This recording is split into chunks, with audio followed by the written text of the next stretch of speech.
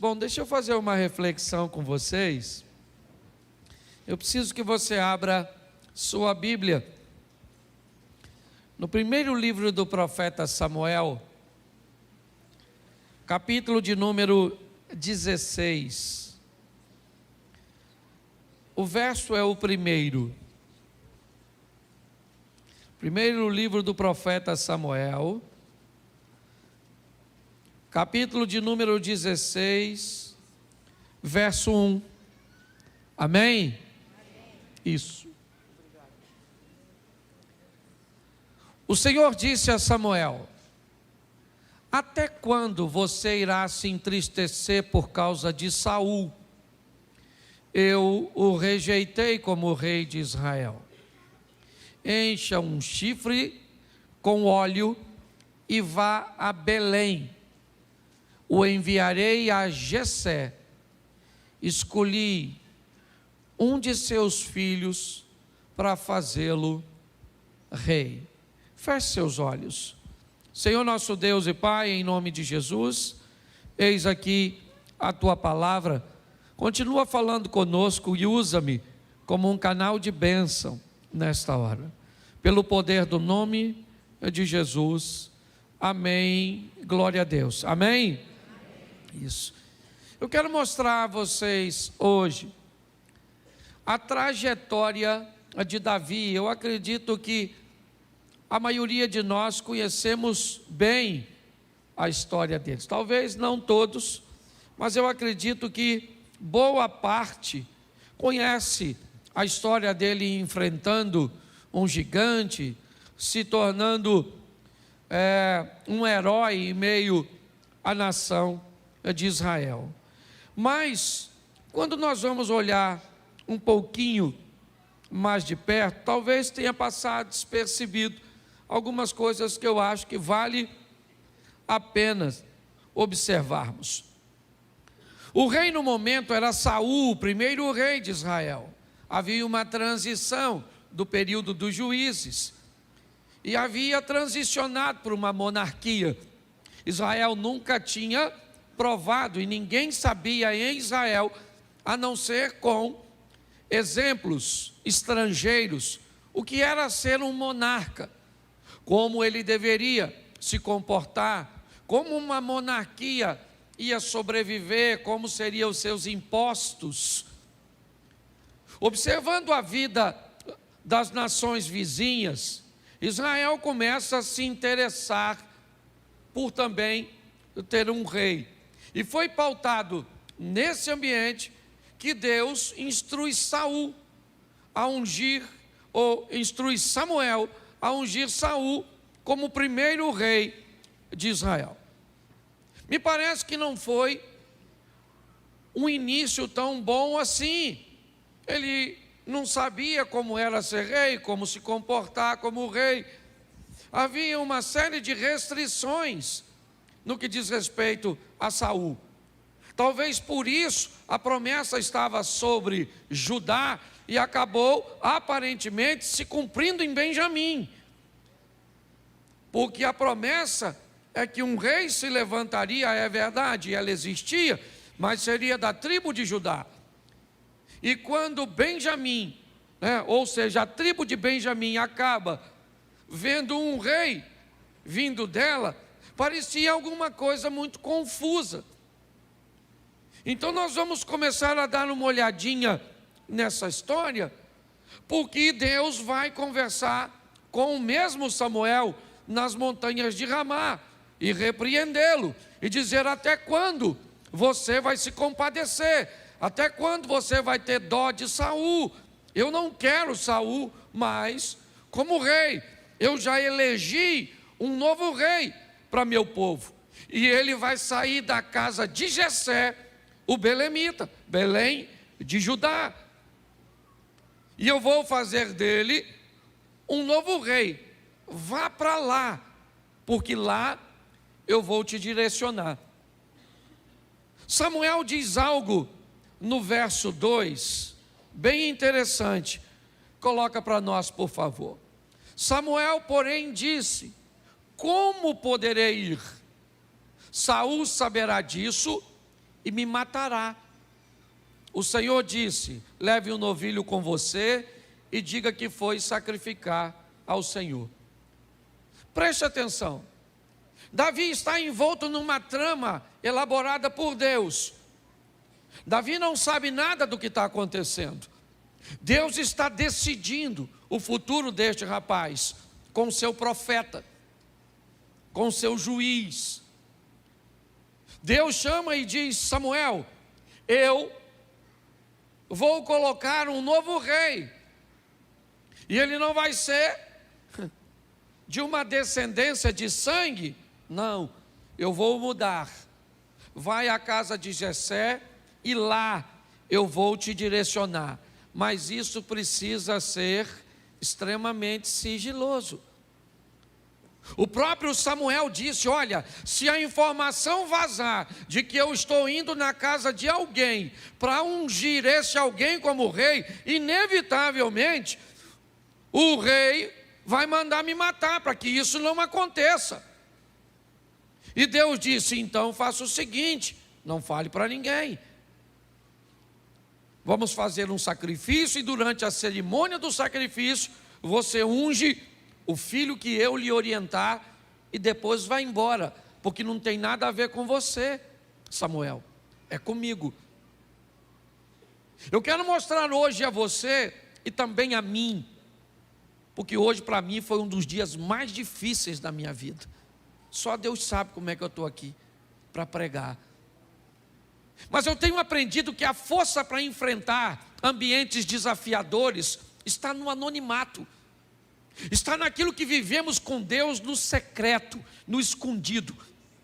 Naquilo que nós fazemos nos bastidores, nas madrugadas, nas orações, nas lágrimas, nas adversidades, nos problemas, nas crises. Naquele ambiente onde não tem esposa, não tem filho, não tem amigo, não tem parente, não tem ninguém, só tem Deus. Naquelas situações que você olha e diz: cadê os amigos, cadê os parceiros, cadê as pessoas que deveriam estar comigo engajadas? Elas não aparecem, e não porque são ruins, não, é porque elas não têm que aparecer, porque tem aquele momento que é só você e Deus, e saiba, a guerra vai chegar para você, o gigante vai aparecer, e muitas vezes não tem ninguém para te ajudar, porque Deus quer dizer para você: conte sempre comigo, porque o resto é somente acessório. Se aparecer, bem, é bônus. Se não aparecer, saiba, estarei convosco todos os dias, até a consumação do século. As coisas com Davi são sempre muito escondidinhas, ninguém está vendo, é sempre no anonimato. Ele não está em casa quando o profeta chega. Seu pai esquece dele, apresenta todos os filhos. Ninguém está lembrando desse garoto. Ele pode até ter potencial, mas me parece que não estão querendo que seu potencial vire potência. Estão tentando fazer com que ele não apareça. Cadê o garoto? Acabaram-se os seus filhos, Jessé? Ele disse: olha, para falar a verdade, não acabou não, ainda tem o meu mais novo que está apacentando as ovelhas. Então chama o garoto, traz ele aqui. Presta atenção, é muito importante nós entendermos isso, porque às vezes as pessoas não vão te valorizar, não vão te querer, não vão ver em você um potencial que Deus é capaz de enxergar. E se você não sobreviver a isso, a esse descaso das pessoas, você vai ter sérios problemas para prosseguir na sua vida. Davi está vivendo isso. Ah, você vai ser ungido, vou, mas ninguém pode saber, é escondidinho. Então no verso 13 do mesmo capítulo 13, me ajuda aí, isso. Samuel apanhou o chifre cheio de óleo e ungiu na presença de seus irmãos. E a partir daquele dia, o Espírito do Senhor se apoderou de Davi e Samuel voltou para Ramá. Quem foi que se apoderou dele? O Espírito do... E o que aconteceu com ele? Depois disso, repita comigo: nada. Fala de novo. Fala assim: nada. O cara tem o Espírito de Deus e aconteceu o quê? Nada. Ele volta para apacentar as ovelhinhas dele, ou que nem a dele, é do pai. Lá está ele apacentando as ovelhas, e ele pode ter pensado: mas cara, o profeta foi lá na minha casa e derramou o óleo na minha cabeça. Quando ele fez isso a última vez? Quando ungiu Saul. Aconteceu a mesma coisa comigo. A diferença é que o cara que veio antes, assim que foi ungido, se tornou rei. E eu fui ungido para quê? Para apacentar a ovelha. Ah, você foi... Não dava nem para falar para os outros. Pô, o cara me ungiu para quê, cara? Você vai ser o quê? Ele falou: não sei. Ele só derramou o óleo e vazou. Não me deu satisfação. E Deus falou com Samuel: unge e vai embora, deixa comigo. Mas quando vai acontecer? Não interessa, isso é entre mim e Davi. E acabou. Seria muito legal se todas as coisas acontecessem segundo as nossas expectativas. Mas nem sempre é assim. Muitas vezes o que nos reserva é um anonimato. É ficarmos muitas vezes escondidos, onde Deus, me parece, está preparando alguma coisa, o caminho, um ambiente, para que num determinado momento Ele nos faça aparecer, nos dê um nível de reconhecimento para enfrentarmos as nossas batalhas e vencermos. No verso 18, ainda desse capítulo, um de seus oficiais respondeu: conheço um filho de Jessé de Belém, que sabe tocar harpa, é um guerreiro valente, sabe falar bem, tem boa aparência e o melhor de tudo, o que é? O Senhor é com ele. Preste atenção, o Senhor é com ele, sim ou não? Sim. Todo mundo está vendo, mas ele estava fazendo o que até o presente momento? Apacentando suas ovelhas, sem notoriedade. Mas o Senhor é com ele, beleza. Mas antes do Senhor com ele, ser com ele, alguém está precisando que tenha um músico para tocar no palácio. Ele toca sim ou não? Bem ou mal? Hein? Ele é valente, guerreiro, vai estar perto do rei, qualquer ameaça ele pode intervir, sim ou não? Ele é um cara de boa aparência, sabe falar bem, sim ou não? E ele tem ainda a seu favor que o Espírito do Senhor é com ele. Antes do Espírito do Senhor ser com esse cara, ele tem diversos atributos que o colocam naquele lugar. Ele não caiu ali de paraquedas. Tudo bem que está escondidinho, tá beleza, um giro para ele. Mas o texto diz que alguém olhou para ele e viu e disse: eu conheço um garoto, um moço, sabe tocar bem, é de boa aparência, valente, bom de palavras, e o Espírito do Senhor, e o Senhor é com ele. Alguém falou: então traz ele para cá. Por quê? Porque o Espírito de Deus havia se afastado de Saul e agora estava em Davi. E me parece que isso aqui é muito legal, só que não mudou a vida dele basicamente nada. Um cara que foi ungido para ser rei e está tocando para o rei dormir, de certa forma pode parecer até degradante. A história dele não começa com um sucesso, onde todas as pessoas, ou todas as pessoas, às vezes, possam olhar toda a glória do momento em que ele enfrenta o gigante. O gigante, na verdade, é uma grande oportunidade.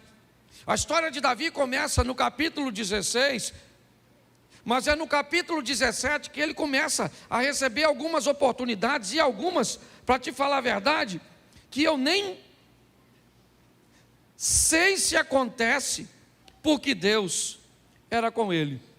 Tem esse texto aqui que eu gosto muito, presta atenção, capítulo 17, coloca para mim verso 34, é bom que todo mundo lê comigo. Davi, entretanto, disse a Saul: teu servo toma conta das ovelhas de seu pai. Quando aparece um leão ou um urso e leva uma ovelha do rebanho, põe o 35, por favor. Eu vou atrás dele, dou-lhe golpes, livro a ovelha da sua boca.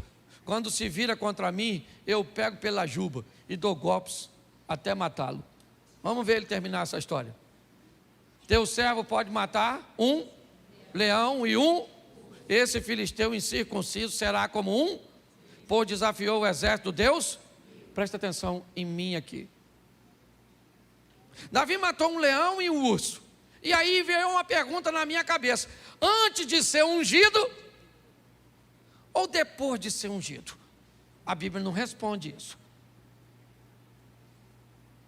Quando eu vejo seus irmãos dizendo que ele era presunçoso desde novo, me parece que Davi tinha uma postura diferente dos demais.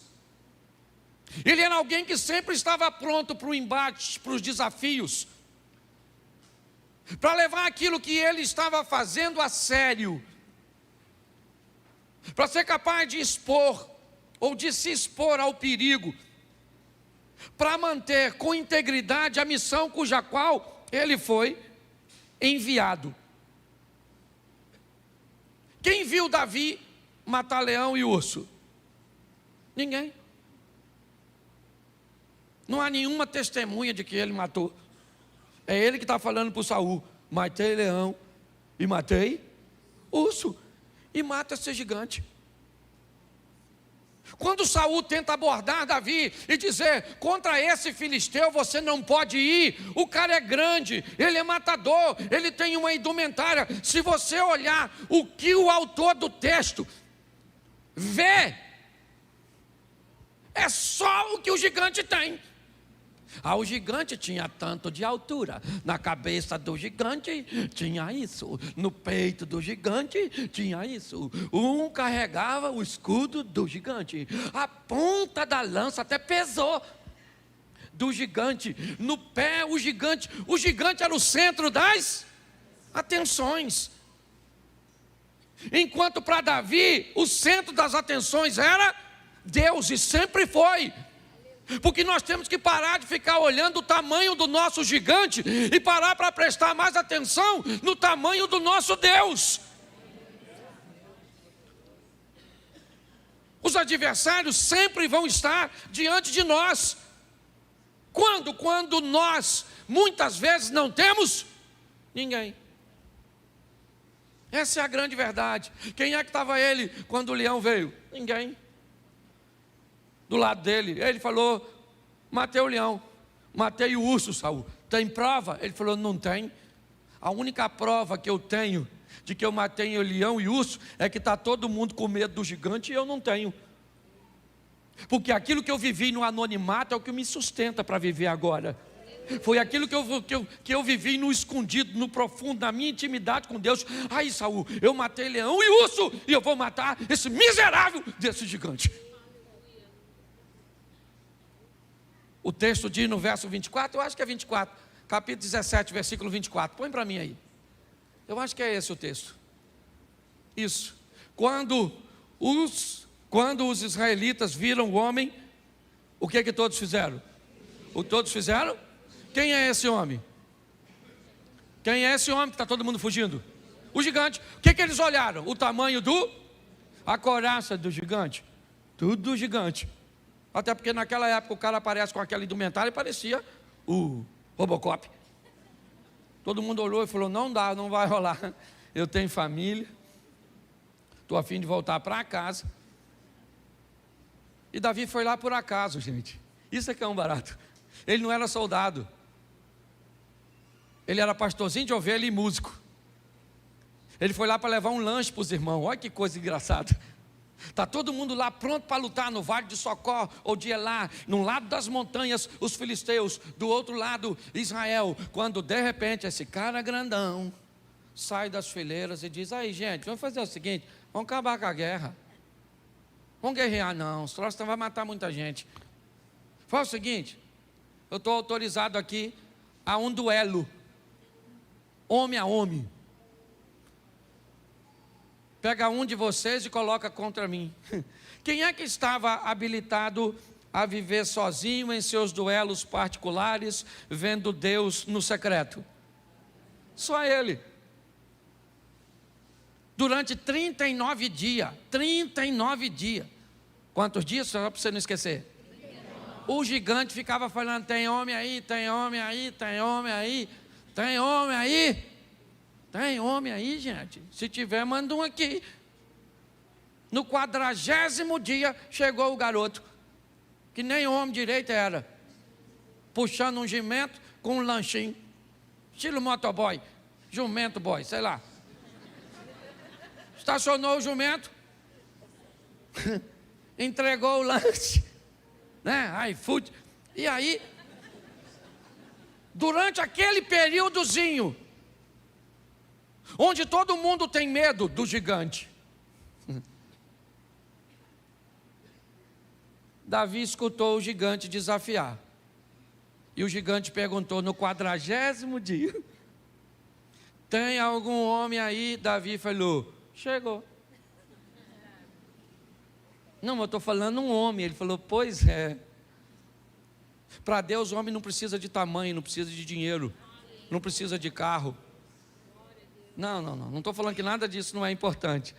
Para Deus, um homem precisa de um coração que o reconheça como alguém que está sobre todas as coisas. Eu não sei o que você está enfrentando hoje, mas eu sei que tem hora que parece que não vai rolar. Uma das coisas que mais me marcou nesses dias, eu acho até que eu ia pedir oração aqui pela família onde um irmão nosso tirou a vida. Sozinho, me deu uma tristeza tão grande. Porque quando você está só, eu acho que a maior solidão é quando você está no meio de muita gente e ninguém te entende, ninguém te compreende, ninguém não está nem aí porque você está. Enquanto você perde o sono, aquelas pessoas que te amam estão dormindo. Davi me mostra uma experiência, sabe? Ninguém entende ele. O irmão diz para ele: ó rapaz, volta, seu pretensioso, vai apacentar as ovelhinhas. Com quem você deixou as ovelhas do papai? Ele falou: o que que eu fiz? Saul disse: você não pode enfrentá-lo. Os filisteus dizem: Golias vai matá-lo. Israel disse: Davi não dá conta. Tinha que ser alguém mais forte, mais poderoso, mais alto. Golias tem mais de 2 metros. Golias está totalmente protegido. Davi não tem na sua mão material bélico para derrubá-lo. Pois é, mas ele tem uma coisa que descobriu no anonimato, porque é nas madrugadas, é nos nossos momentos íntimos que conseguimos força em Deus para enfrentarmos os leões, ursos e gigantes dos campos de batalha. Mas ele foi ungido, mas não sentiu nada, não viveu nada. Porque muitas vezes, meus irmãos, aprendam uma coisa com a palavra de Deus. Deus vai estar presente na sua vida e às vezes você nem sente. Deus vai estar te usando e você nem sabe que Ele está te usando. Quantos de nós já ouvimos uma frase: poxa cara, eu precisava ouvir isso, Deus usou você para falar isso comigo, e você diz: me usou? Eu nem senti. Pois é. Muitas vezes isso é uma grande realidade. O que ele está vivendo ele está diante de uma situação onde todo mundo está com medo, inclusive ele. Davi não é um super-homem, não. Ele é alguém que tem uma experiência com Deus. E é pautado nessa experiência. Tanto é o que ele diz para Saul: não desfaleça o coração de ninguém por causa desse gigante, porque eu vou enfrentá-lo. Porque quem é esse incircunciso filisteu? Se tinha uma coisa que um rapaz de Israel sabia, era o valor da circuncisão.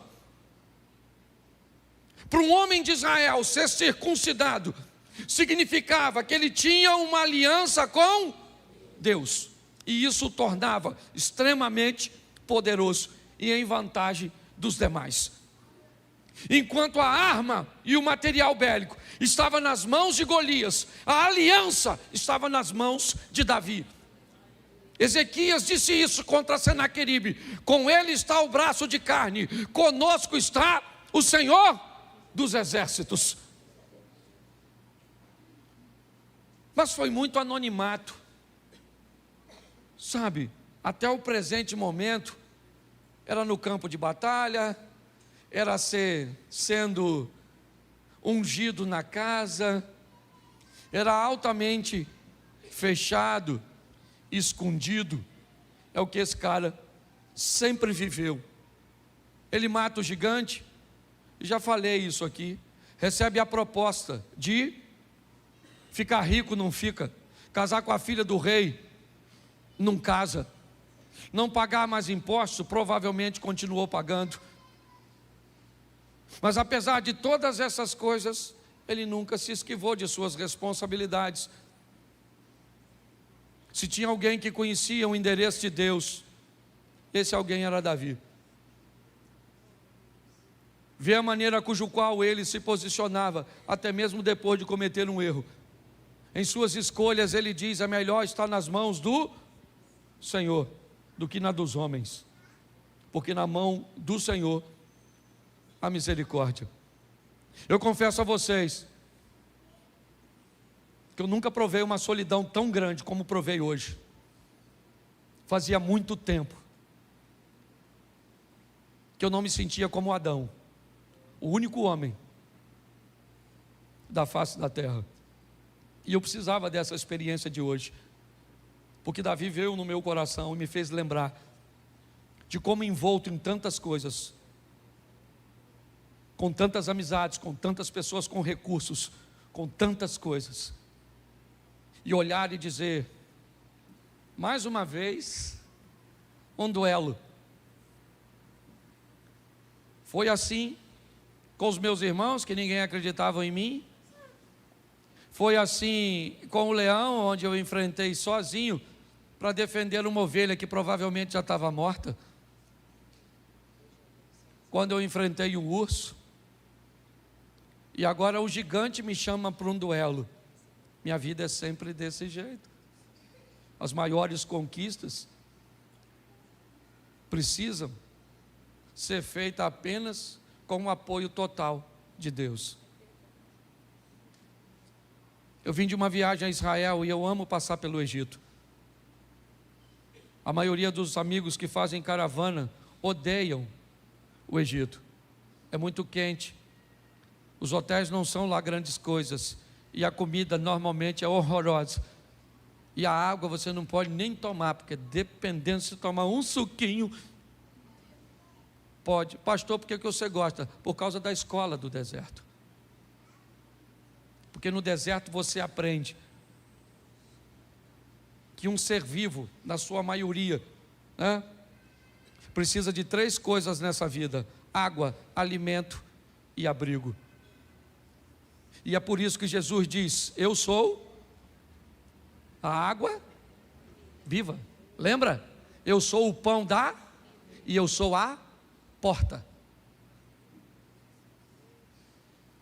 Quando você descobre o porquê do deserto, o porquê da dificuldade, o porquê do problema, é porque nós descobrimos que no deserto você descobre que não é simplesmente o que você quer ou o que você precisa, são suas prioridades. E quando assuntos são guerras, sejam elas neste âmbito físico, ou no emocional ou espiritual, nós vamos descobrir que precisamos de Deus o tempo inteiro conosco. senão nós vamos desistir. Não interessa o que você tem, quando a solidão chega, você descobre que o único que vai estar lá te esperando de braços abertos, esse alguém é Deus. Não tinha ninguém, aliás não podia, porque era um duelo, ninguém pode ir, é só Davi e o gigante. E Davi disse: esse incircunciso, sem aliança, não é páreo para o Deus que eu sirvo. Ele é maior que eu, mas não é maior que o meu Deus. Eu não sei o que você está enfrentando hoje, mas provavelmente, nós conversamos essa semana sobre isso, ingratidão.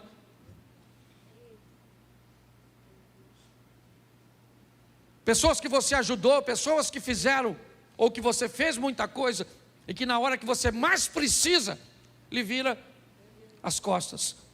Adversidades que você enfrenta e não aparece ninguém para te ajudar. Um dos últimos que saiu do meu gabinete hoje, me procurou para pagar a dívida de um filho. Ele não tem como pagar.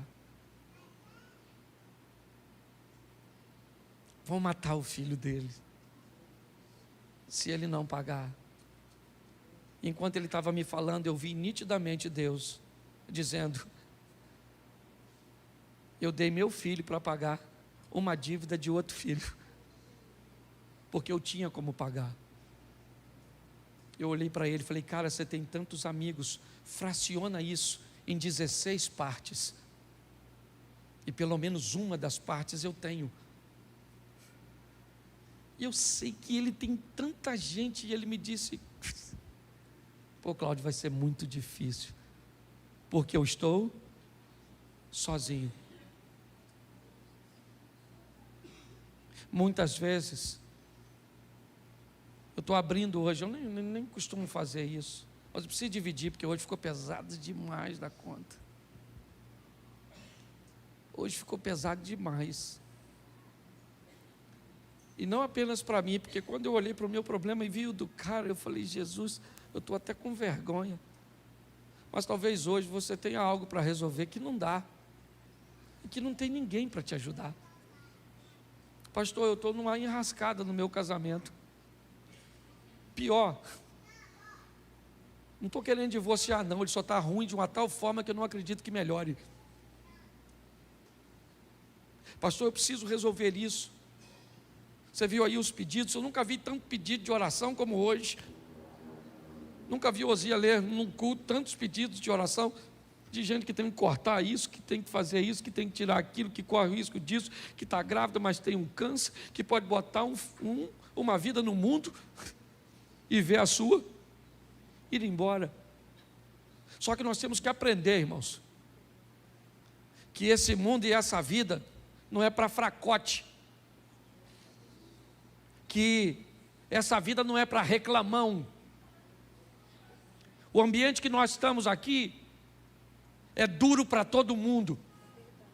E talvez hoje você esteja numa situação: ah, mas que legal que a igreja está cheia, mas daqui a 20 minutos esse culto acaba, e você vai embora sozinho, para dormir sem cônjuge, certo? Para não saber como é que vai resolver um problema amanhã.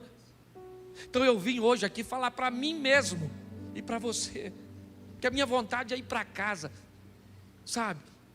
E ficar pelo menos aí uns 30 dias sem ver ninguém, sem conversar com ninguém, sabe? Descansar, espairecer, pegar força de novo. Mas eu não tenho essa moleza. Amanhã eu viajo de novo, e depois da manhã eu estou pregando sobre felicidade, e sou feliz, só estou triste, mas não sou infeliz. Ah, pastor, o senhor vai ser hipócrita? É lógico que não, eu vou tirar força de onde não tenho, sabe? Eu vou lá no buraco, vou lá na cova, vou lá no ambiente onde meu Deus sempre esteve me esperando, para me dizer: vamos embora, meu filho, vamos embora, porque você já matou leão e urso, e não é esse gigantinho que vai te vencer não, porque eu te dei vitória sobre leão e urso, e eu vou te dar a vitória mais uma vez. Só segure na minha mão e vamos juntos, porque é legal demais quando estamos aqui no coletivo, mas isso vai acabar já já. Essa é a grande verdade. E Deus mandou eu vir aqui te dizer, porque estou falando também para mim. Você não está só. Não, não. Eu estou contigo nessa batalha, nessa guerra, e você vai vencer. Só não desista. A única maneira de você perder essa batalha é por desistência. Vai, lute. Pastor, o que eu tenho? Uma pedra. Eu gosto disso. E deixa eu fazer um paralelo dela. A pedra de esquina que os edificadores rejeitaram. Eu gosto disso, porque a Bíblia compara ele também a uma rocha, a rocha eterna, aquele que vai entrar com providência a nosso respeito no momento certo. Quando, pastor? Quando a maioria vão estar olhando. E diga-se de passagem, muitos deles torcendo para nós perdermos. Davi entra totalmente desacreditado no vale de Elá. Diante dele, um homem bem equipado, praticamente intransponível. O placar é a favor dele. Ele é famoso. É um filisteu de Gade. De onde ele vem costumam sair homens grandes, poderosos e fortes. Ele é apenas um menino que traz apenas na mão, talvez, uma varinha e uma funda, cuja qual ele usa para espantar os animais. Mas eu gosto de Davi porque provavelmente o primeiro animal que ele matou na vida foi uma ovelha. Ele criava para comer. Provavelmente o seu segundo animal, a Bíblia não diz que ele matou, mas era o maior inimigo da ovelha. E se ele era pastor, tinha que lidar com esse inimigo. Quem era? O lobo. O terceiro, ele mesmo narrou, um leão. Depois, ele enfrenta um urso. Agora, ele enfrenta Golias. E ele matou Golias, sim ou não? Sim ou não? Todos os inimigos que ele enfrentou até o presente momento, ele pôde matar, sim ou não? Mas agora vem o próximo, quem é? Saul. E agora Davi disse: esse eu não posso matar. Eu não vou levantar a mão contra o ungido do Senhor. Mas ele já tentou te matar 2 vezes, Davi. Ele disse: mas eu não vou matar esse cara. Eu não vou fazer justiça com as minhas próprias mãos. Esse é o único que eu não posso matar. Mas ele deseja te matar. Pois é. Mas a Bíblia diz: não vingueis a vós mesmos, amados, mas dai lugar à ira, porque minha é a vingança. Pastor, a Bíblia diz mandar dar lugar à ira, é lógico, porque a ira é um sentimento interno provocado por uma ação externa.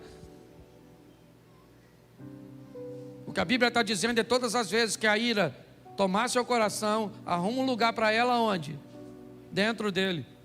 Mas pastor, isso vai me fazer gerar uma gastrite, uma úlcera, vai aumentar a minha pressão. Se você fizer isso sem Deus, faça com Deus, que não tem gastrite, não tem pressão alta, não tem úlcera, não tem nada, porque foi Ele que disse. Ele disse: eu não toco em Saul, mata ele. Hoje Deus entregou o seu inimigo na sua mão, é o que diziam. E Davi disse: eu não vou matar. Mas esse cara aqui é tão legal, até o presente momento, enfrenta seu maior inimigo, e talvez o mais frágil. Quem? Batseba. Venceu tantas batalhas e perdeu uma para uma mulher desarmada, com pouca roupa, é verdade. Eu já preguei sobre isso aqui. Porque o diabo é um estrategista. E ele pode mudar o cenário para vencer você. Na sacada daquela, quando você vai a Israel, você vai à cidade de Davi. É mais ou menos assim que nos ensinam lá. E podemos imaginar, talvez, um ambiente onde a Batseba podia estar tomando banho. E aí vem aquela perguntinha simples. Batseba estava tomando banho nua, porque Davi estava na sacada, ou Davi estava na sacada, porque Batseba, nós nunca vamos saber quem foi lá por causa de quem. Eu só sei que mais uma vez ele ficou sozinho, e sozinho mesmo.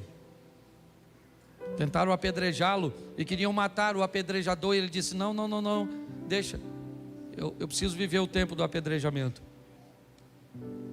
Ele foi perseguido pelo seu filho Absalão, teve que enfrentar um problema sério com seu filho Adonias. Seu sobrinho Joabe, desculpe a expressão, não valia muita coisa.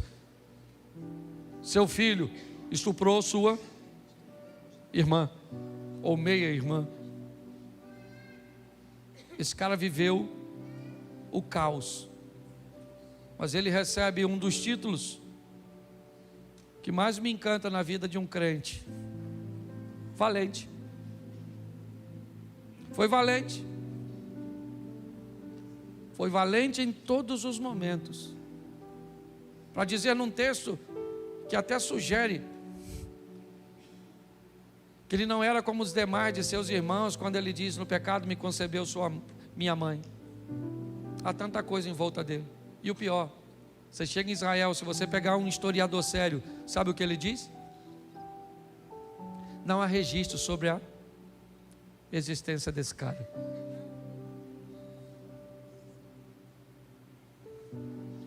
E aí para alguns, pastor, ele existiu ou não? Ele nunca esteve preocupado com isso. Ele esteve preocupado em viver e vencer seus desafios. O culto está acabando e nós vamos para eles. Eles começam pós-culto, ou talvez amanhã de manhã. É uma empresa para administrar, é um casamento para gerir, são filhos para colocar no caminho, são traumas que vivemos na igreja ou fora delas, de gente que nos machucaram, nos feriram. São situações que temos que viver. E segure aí, porque a maioria delas você vai ter que vencer sozinho. É só você e Deus. Mas como Ele está onde sempre esteve, e nele não há mudança nem sombra de variação, é só nós acreditarmos que Ele vai estar lá, porque Ele vai. E quando tudo parecer perdido, você vai olhar para a sua mão e sabe o que ela carrega? A cabeça de um gigante. Você vai olhar para a sua vida e vai descobrir que ela carrega a misericórdia de Deus. Que nós possamos ir para casa hoje acompanhado. Vá batendo um papo com aquele que vai contigo, contando para ele sua história que ele já sabe, mas que muitas vezes nós precisamos dizer para nós mesmos: você não está só.